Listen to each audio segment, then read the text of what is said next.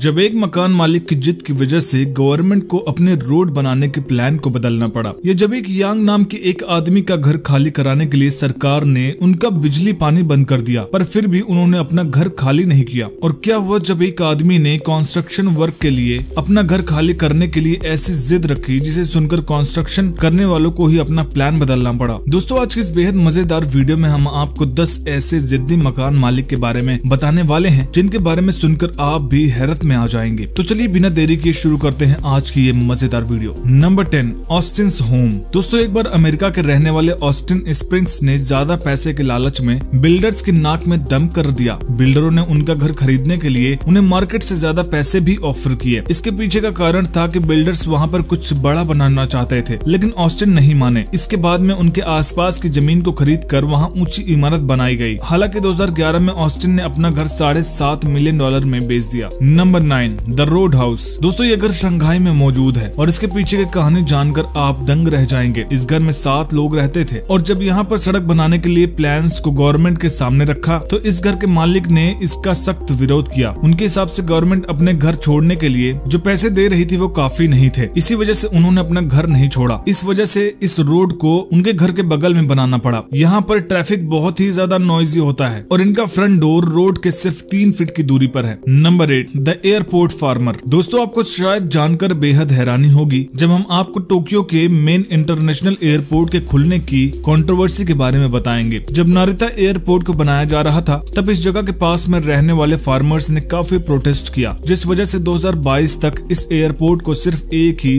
Runway से चलाया गया। लेकिन इसके बाद इन लोगों ने आसपास के सभी फार्म्स और घर खरीद लिए और एयरपोर्ट को एक्सपेंड कर दिया। पर तकाओ सीतो नाम के एक किसान ने अपना फार्म बेचने से सख्त इनकार कर दिया, जिस वजह से एयरपोर्ट के रूट को सीतो के फार्म से घुमाकर बनवाना पड़ा। आपको जानकर हैरानी होगी कि इनका फार्म एयरपोर्ट के बीचों बीच मौजूद है। नंबर 7, स्टबर्न यांग। दोस्तों, नंबर 7 पर हम जिनके बारे में बात करने वाले हैं उनका घर हुबेई प्रोविंस में मौजूद था। शायद अगर आप भी इस घर को पहली दफा देखेंगे तो ऐसा लगेगा जैसे कोई धमाका हुआ हो, लेकिन इसके पीछे की सच्चाई कुछ और ही है। असल में यहाँ की गवर्नमेंट इसको खरीदना चाहती थी, मगर घर के मालिक यांग अपने घर को बेचना बिल्कुल भी नहीं चाहते थे। इसके बाद इन लोगों ने यांग को परेशान करने के लिए उनका पानी और यहाँ तक कि बिजली भी बंद कर दिया। फिर भी मकान मालिक यांग अपनी बात पर अड़े रहे और उन्होंने अपनी जिद नहीं छोड़ी। वह मोमबत्ती जलाकर रहने लगा और काफी दूर जाकर पानी लाने लगा। Number 6, last cafe standing. सलाह और जानीज कॉफी शॉप ही आज के समय में है, जो कि रोबेक्स फ्रांस में उनके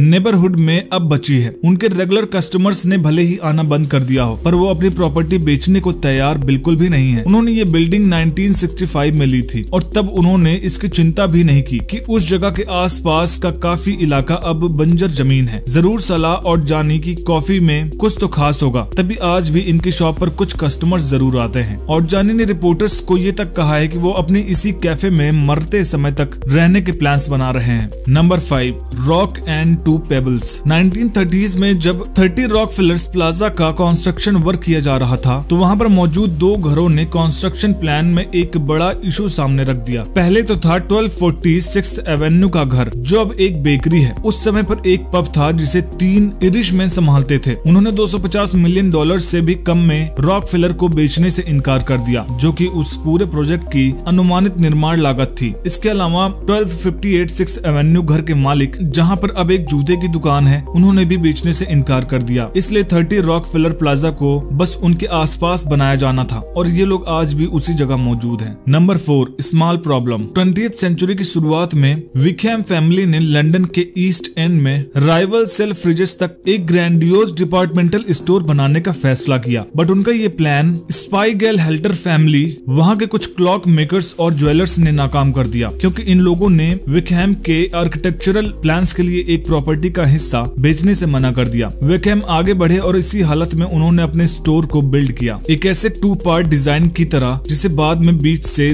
जोड़ा जा सकता था। जब स्पाइगेल हेल्टर्स या तो अपनी प्रॉपर्टी बेच देते या उनकी डेथ हो जाए, लेकिन स्पाइगेल हेल्टर स्टोर ने विकहैम्स को पीछे छोड़ दिया, जो 60 के दशक में ही कारोबार से बाहर हो गया था। Number 3, Edith McField. दोस्तों, जब आप एडिथ मैकफील्ड की कहानी के बारे में सुनेंगे तो आपको हैरानी होगी। साल 2006 में वो एक फोक हीरो बन गयी जब उन्होंने अपने छोटे से सिएटल फार्म हाउस के बारे में मिलने वाले $1 मिलियन ऑफर को उन्होंने ठुकरा दिया। दिया। इस कारण 5 मंजिल के कॉमर्शियल डेवलपमेंट को उनके घर के आसपास अजीब तरीके से बनाना पड़ा और इस बीच मैकफील्ड का 108 साल पुराना घर वहीं पर रह गया। मैकफील्ड यहाँ पर 86 साल की उम्र में अपने मृत्यु होने तक साल 2008 तक रुकी। 2009 में डिज्नी के पब्लिसिस्ट ने अपनी फिल्म यूपी का प्रमोशन करने के लिए मैकफील्ड के घर से कई सारे बैलून्स बांध दिए। कई लोगों का तो ये भी मानना है कि एडिथ की स्टोरी से इंस्पायर होकर यूपी फिल्म बनाई गई थी। Number 2, half house. अगर आप इस आधे घर के बारे में सुनेंगे तो जरूर शॉक में आ जाएंगे। 1957 में विंडलास होल्डिंग्स ने अचानक से एसटी पैट्रिक स्ट्रीट टोरंटो में मौजूद सारी प्रॉपर्टी खरीदना शुरू कर दिया। उनका ये प्लान ठीक ठाक तरीके से चल रहा था कि तभी जब उनका सामना हुआ हाउस नंबर 54 1/2 से, तो जानकर आपको बेहद हैरानी होगी कि इस घर को आधा घर बनाने के लिए ही 54 1/2 नाम दिया गया था।